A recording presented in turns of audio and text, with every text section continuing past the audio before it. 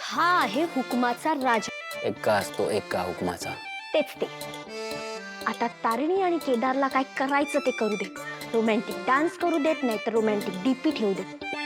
त्यांचं सत्य आता सगळ्यांसमोर येण्यापासून कोणीच थांबवू शकत नाही. आणि आपण काय करायचं? इथे बसून मजा बघायची. बघायची नाही, ऐकायची. ऐक ना, मला तुझं हे प्लॅनिंग वगैरे करतेस ना, त्याची जरा थोडी भीतीच वाटायला लागली. तुला माहिती आहे ना, तुझं माहेर खूप जवळ आहे इथून. मला फार वेळ नाही लागणार तुला सोडायला, आणि यावेळी कायमचं सोडे ना तुला. काही गडबड झाली तर लक्षात ठेवून येशील. Chill UV. डोंट वरी युवी, असं काही होणार नाहीये. कारण आपले दोन्ही रॉ एजंट तिथे परफेक्टली रेडी आहेत. आजकालच्या मुलांना ना लग्न म्हणजे भातुकलीचा खेळ वाटतो, खेळ.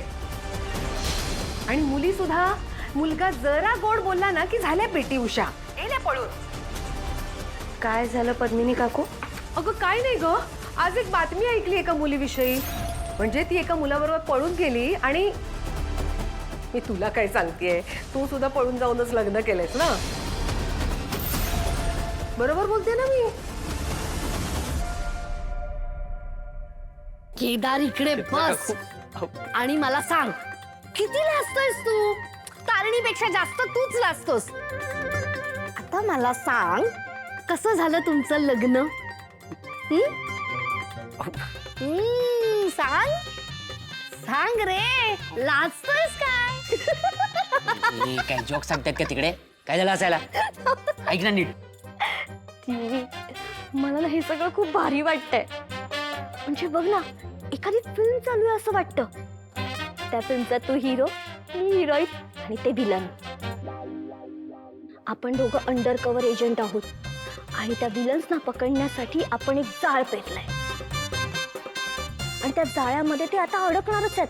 आपल्या प्रश्नांना ते घाबरलेत, गोंधळलेत आणि आता ते काहीतरी बोलणार, ते कबूल करणार. येस, आय एम गिल्टी, माझं चुकलंय.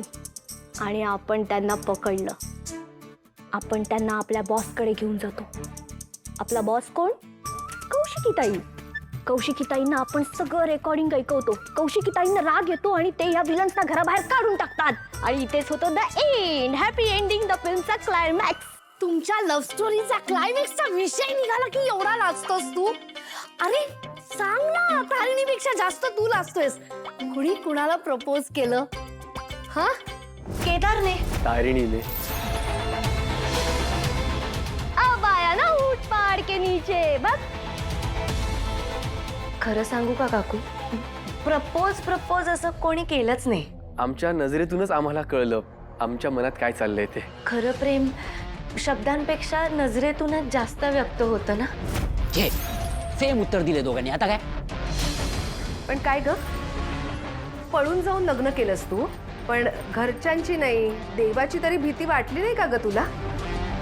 भीती वाटली पण आणि नाही पण. म्हणजे देवाच्याच मनात होतं, त्याला आम्ही तरी काय करणार ना काकू. म्हणजे आमची पहिली भेट देवी जगत्तारिणीच्या मंदिरातच झाली होती. पहिली भेट घराबाहेर, घराबाहेर? बागेत. नक्की? काकू, पहिली भेट कसं कोणी विसरू शकतं ना. You are under arrest. आम्ही तुम्हाला रंगे हात पकडलंय. ए, झाली का? नाटकं करून झाली? युवी, पण ते दोघेही पहिली भेट वेगवेगळी सांगतायत. मला सांग, पहिली भेट कधी कोणी विसरू शकतं का? अरे आपलंच आठव ना, आपली पहिली भेट. ती मुमेंट मला अजून पण आठवते. आपण भेटलो होतो, तू माझ्यासाठी एक बुके आणला होता आणि मग ना तुला कोणाचा तरी फोन आला. तू टेन्शन मध्ये आलास, तुला एक पार्सल द्यायचं होतं. ए निशी, तुला अक्कल शून्य आहेस का ग? कधी कोणासमोर काय बोलावं तुला कळत नाही? Yuvi, so what's wrong in that?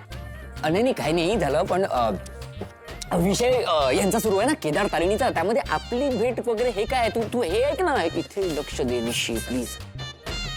Listen Yuvi, she has a fair point. दोघांनी वेगवेगळी उत्तरं दिली आहेत. ऍक्च्युली काकू काय आहे माहितीये का, मी तारिणीला देवी मानत असलो ना, तरीही तारिणी देवी जगत तारिणीला मानते. त्यामुळे आम्ही देवळात गेलो आणि मी पण त्या देवळात होतो. मग काय, दर्शन घेतलं आणि शेजारच्या बागेत गेलो आणि मग गप्पा मारल्या. इतक्या गप्पा मारल्या की वेळ कसा गेला कळलंच नाही आम्हाला. मग काय, लग्नच ठरवलं. हे पण सेम उत्तर? एवढं कसं उत्तर मॅच होतंय? कसल्या कोर्टात केलं लग्न? कोर्ट मॅरेज झालं ना तुमचं? मग लग्न रजिस्टर कुठे केलं? तर लग्न करून तुम्ही त्या घरात गृहप्रवेश करणार आहात. त्यासाठी खूप तयारी करावी लागणार बॉस. कसली तयारी? सर लग्नाची. अगं पण आम्ही तिकडे सांगणार आहोत की आमचं लग्न आधीच झालंय. तिथे जाऊन लग्न नाही करायचंय आम्हाला. बॉस लग्नात फक्त तेवढीच तयारी नसते. हे जे नातेवाईक असतात ना ते खूप प्रश्न विचारतात, खूप चौकशा असतात त्यांना.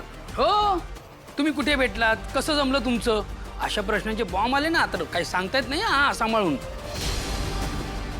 म्हणजे तुम्ही प्रश्न काढलेत का? हो. पहिला प्रश्न, तुमची पहिली भेट. गिफ्ट पण खूप महत्वाचे असतात. कोण आधी प्रेमात पडलं?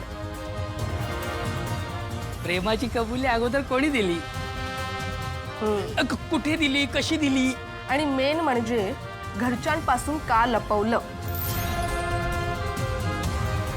लग्न कधी झालं, कसं झालं आणि कोणत्या कोर्टात झालं ते पण. पायातल्या चप्पलेचा नंबर किती?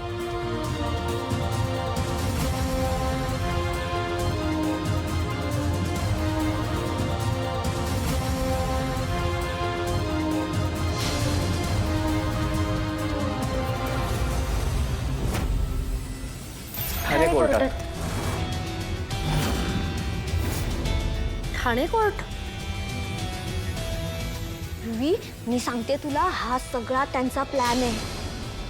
हे दोघं मिळून आता आपल्याला डबल क्रॉस करतात. हे काय बोलायचंय ना ते सगळं ठरवून आले, प्लॅनिंग करून आले. बघ, ऐक. हे सगळे प्रश्न जे त्यांना विचारले जातात ते बोर्डाच्या पेपर मधले आहेत ना, जे लीक झालेत आणि त्यांच्यापर्यंत पोहोचले. किंवा मला असं वाटतं की तू ना काल रात्री त्यांच्या स्वप्नात गेली असशील आणि स्वप्नातच त्यांना तुझी सगळी प्रश्न सांगितली असतील, हा ना. त्यामुळे त्यांना हे सगळे उत्तर द्यायला जमत आहेत. नाही नाही नाही नाही नाही नाही, ते ना तुझ्यासारखे अंडरकव्हर रॉ एजंट असतील कदाचित, त्यामुळे ते एवढे हुशार आहेत. रुही, जाऊ दे, तू पुढचं ऐक. काय ग, त्या केदारकडे तुला देण्यासारखं काय होतं? नाही म्हणजे तो या घरचा मुलगा आहे हेही तुला माहित नव्हतं. अशी कशी त्याच्या प्रेमाच्या जाळ्यात अडकलीस का? जाळ्यात नाही, पिंजऱ्यात अडकले. म्हणजे माझं मन अडकलं. अगं पण त्याने तुला असं काय गिफ्ट दिलं? त्याने ना काकू मला उंदराचा पिंजरा दिला होता. यक्स. But why? नाही त्याचं काय आहे काकू, मला ना उंदरांची खूप भीती वाटते, म्हणून त्यांनी मला उंदराचा पिंजरा दिला. काय रे तू, पहिलं गिफ्ट आणि ते सुद्धा उंदराचा पिंजरा, हे असं कोणी देतं का? शेवटी कसं आहे, गिफ्टच्या किमतीपेक्षा त्याच्या पाठीमागच्या भावना जास्त महत्वाच्या ना.